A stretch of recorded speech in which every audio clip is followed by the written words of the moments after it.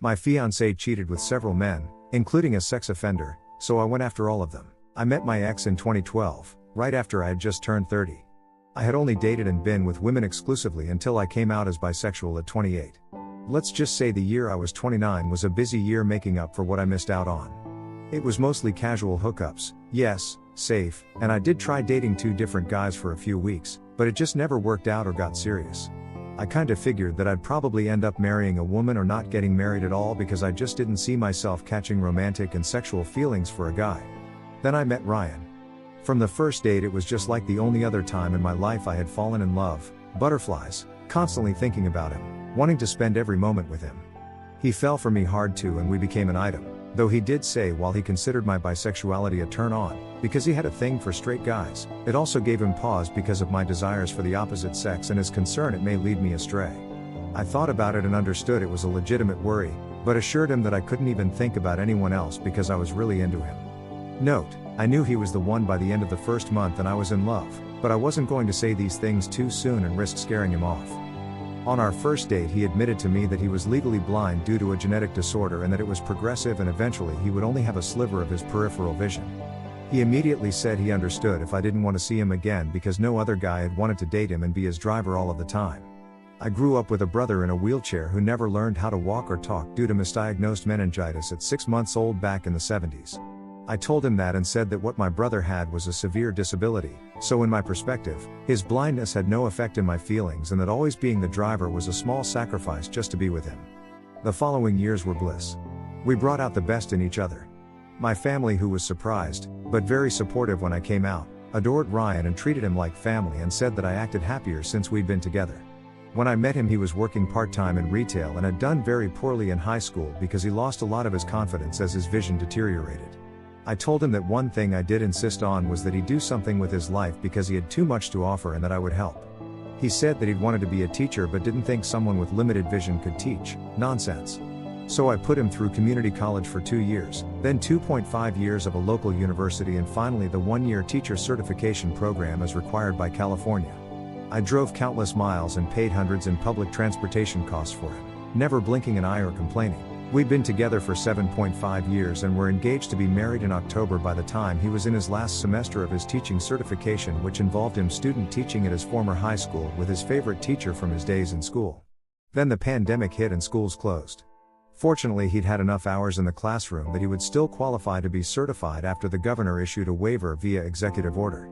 On the 3rd day of the stay-at-home order in March my life crumbled when I innocently found out he had cheated on me with an ex, all because he handed his phone to me to show me something on Instagram.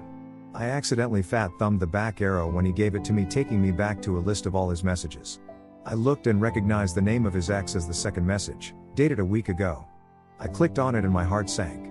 Directions to my house, pictures, dirty talk, and reassuring him not to worry about me because he had my location on my Find My Friends, just in case I came home from work.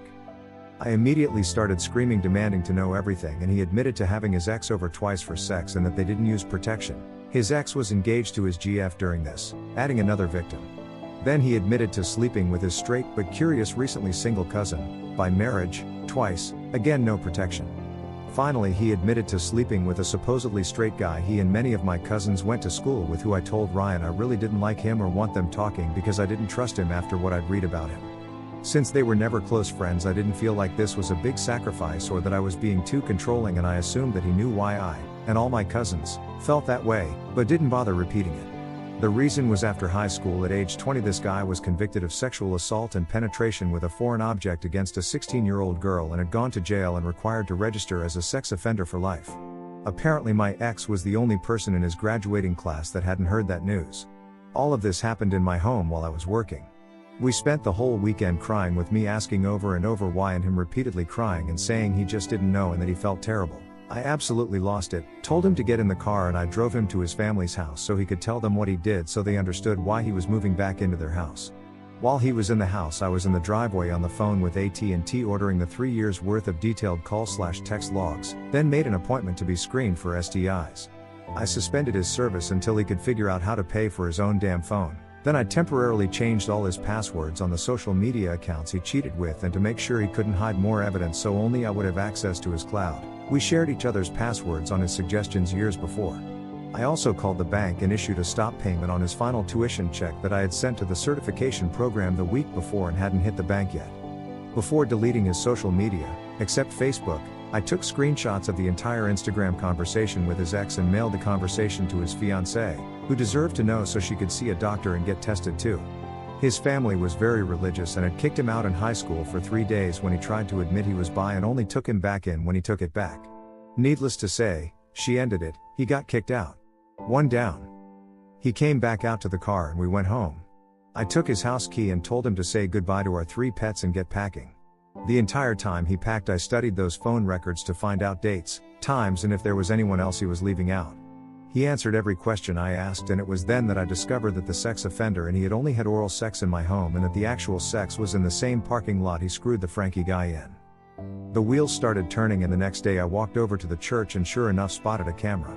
I spoke to a secretary, sweet old lady, at the church and informed them about a registered sex offender having sex in their lot and that not only was it a violation of his parole for indecent exposure, but that he was not allowed to be that close to a school and I provided the date. I was in luck. They had a digital 2-year loop system that started deleting day by day after it had been retained for 2 years. It was April 2020 and he first cheated with Frankie in May 2018 and the sex offender was in April 2019. I told them I was filing a police report and that probation would require a copy of it eventually. They said they would save the file and allowed me a thumb drive of both days to submit with my police report. Within a month the sex offender was locked up again. 2 down. I also filed a police report against the Frankie guy. The police said it was a relatively minor infraction but since it was across from a school playground and skate park they would follow up but there would be no jail time. I researched the hell out of Frankie and called him to confront him. He was smug and admitted to knowing about me the whole time. What he didn't know is that I had found out he had a job that required a security clearance and he had several judgments against him and collection agencies had been looking for him. Best dollar I ever spent on a data collection site like been verified. I didn't know why they couldn't find him and just garnish his wages, but it ends up he was Hispanic and had 2 last names and was a junior, plus he frequently by his middle name Francisco, Frankie for short, so he got lost in the paperwork confusion. I sent a letter to the collection agencies providing his employer and current location and contact info and then sent a copy of the police report about misdemeanor indecent exposure for which he pled guilty and it was a fine with community service, not considered a sex crime. His wages did get garnished, but only for 2 paychecks because the misdemeanor was enough for him to lose his security clearance and get fired. 3 down. Then I contacted Ryan's family on his mother's side pretending to be him from his Facebook account making sure they knew he had fucked his cousin. It spread through the family like wildfire and soon his cousin was contacting me because he couldn't get a hold of Ryan to ask why he would expose what they did. I just laughed and said you shouldn't screw your cousins, especially when they're engaged and that he'd messed around in my house, so now it was my turn for payback. 4 down. Lastly, I had already stopped payment, but since he was so close to finishing I was sure his family would bail him out and pay the university. Like I said, indecent exposure is usually a slap on the wrist type misdemeanor. However, I remembered some of the paperwork he signed to be a mandated reporter that you could lose teaching certification for documented acts of moral turpitude. I sent a copy of both police reports from the parking lot with still shots from the security footage clearly showing Ryan's face to the school district he'd been student teaching in and a copy to the Commission on Teacher Credentials. 5th and final down. Admittedly, I did all this out of anger but he shattered my sense of self-worth and made me incredibly bitter and untrusting after years of being generous and supporting him. Everywhere I looked in the town I thought of Ryan and the cheating. I felt a terrible energy in my condo knowing it all happened there. I stayed 9 months and watched all 5 of their lives self-destruct. Then sold my condo, making a nice profit, and relocated to the PNW to start over. One thing that is sad is I found out just recently that his ex whose fiancé broke up with him ended up committing suicide several months after I moved. It is too bad that his family was so closed-minded to turn on their own son. But in the end, it's not my fault that he cheated on his fiancée by coming into my home at my fiancé's invitation to cheat. Suicide is never the answer to one's problems and I hope the fiancé he cheated on doesn't blame herself and that only his family does, as they should.